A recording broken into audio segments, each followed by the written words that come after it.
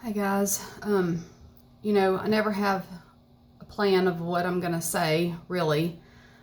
I kind of have maybe a topic that I see or something that I read and I think, okay, I'm gonna talk about that.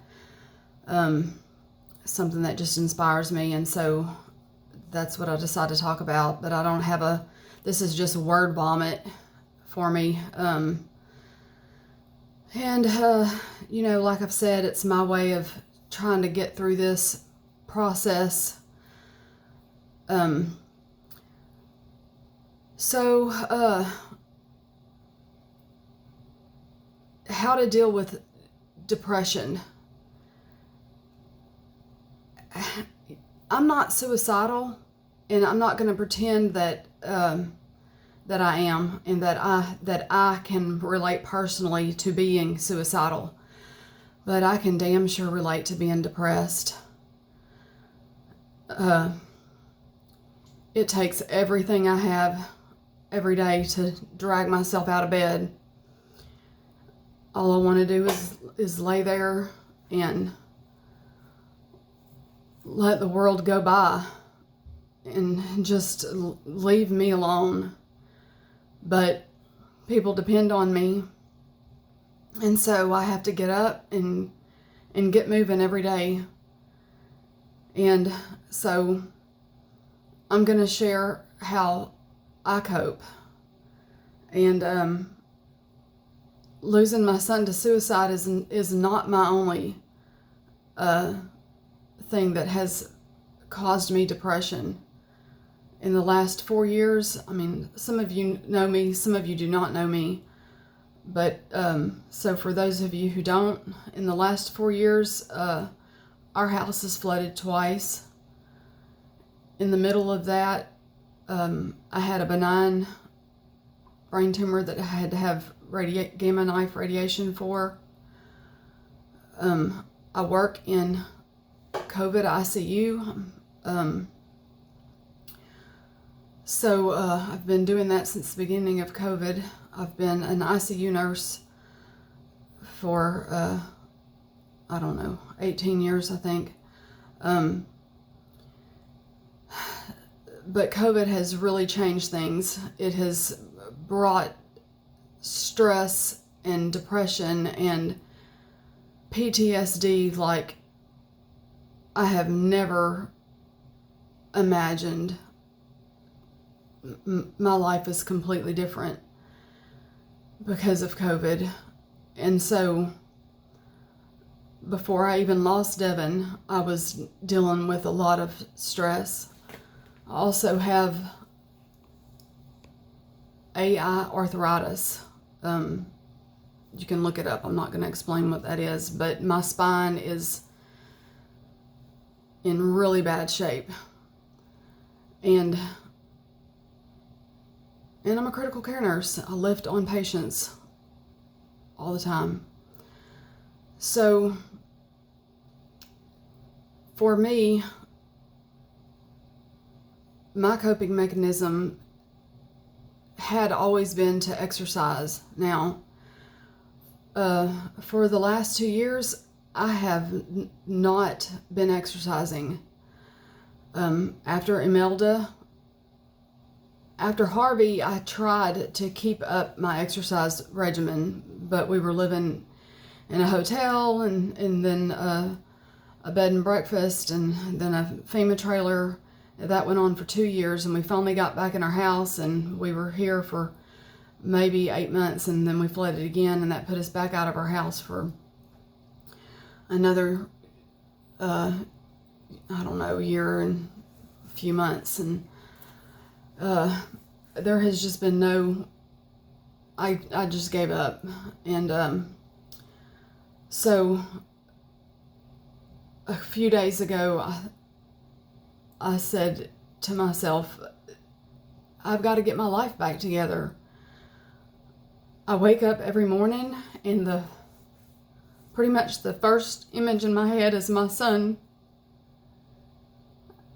I didn't see Devin hanging, but I see it in my head. That's the first image that I wake up with every morning. And so I have to tell myself to change that channel real fast because I can't go down that rabbit hole. So every time that thought comes in my head, I have to change that channel. So I find something to distract myself with, and it's usually immediately looking up some way to something about suicide prevention and awareness, some way to cope with depression, some way of dealing with this. And so what I know is exercise. Exercise is still the answer. And yet I had not been able to get myself to do it. So I started last week. I started doing yoga again. And yoga is, it's the best. It brings oxygen to all of your joints, and if you have an injury like I do with my back, it's a gentle way of exercising those joints, and focusing on breath clears your mind. It gives you however long that you devote to that time, 10 minutes, 20 minutes, an hour, whatever it is. It gives your mind time to only think about that, and it gives you clarity. And it has, I can already see a change. And today I started adding cardio to my day. So I have decided I'm going to Colorado in August, and on August 21st, which is exactly 35 days from today, I will hike the Manitou Incline. And you can look that up. It is a very grueling, intense hike. It's a 1 mile hike, but it gains 2,000 feet in elevation over that 1 mile. So, root for me, cheer me on, keep me encouraged. And this is, if you're battling with depression and you can't get yourself out of bed every morning, I can't either. I can't do it either, but I have to do it. I have to. So, and I have pain. I have real pain. I can come up with 1,000 excuses why I can't do a workout in a day. I work a 12-hour shift. I have a grandbaby that lives with me now that takes up my time. I don't want to. I don't feel like it. I'm tired. There's 1,000 excuses to not work out, but I have a reason to work out. Reason is I want to live. I want to be healthy and mobile, and I want to be as happy as I can be and as fit as I can be in my golden years. When I have patients that are 90 years old that are just as virile and active as a 35-year-old. And then I have patients that are 30 they look like they're 90. I don't want to be that patient. I want to be the fit 90-year-old.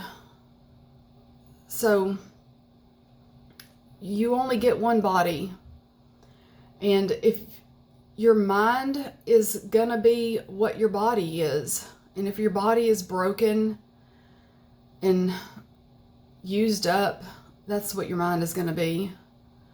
So if you want your mind to be healthy, your body has to be healthy. And if I can do it, if I can put one foot in front of the other and make myself work out and make myself be happy and change the channel whenever something horrible is in my mind, you can do it too. So if you're thinking something terrible, just change the channel. Think about something positive. Put a poem on your phone that makes you happy. Put a prayer on your phone that makes you happy. Something quick that you can go to.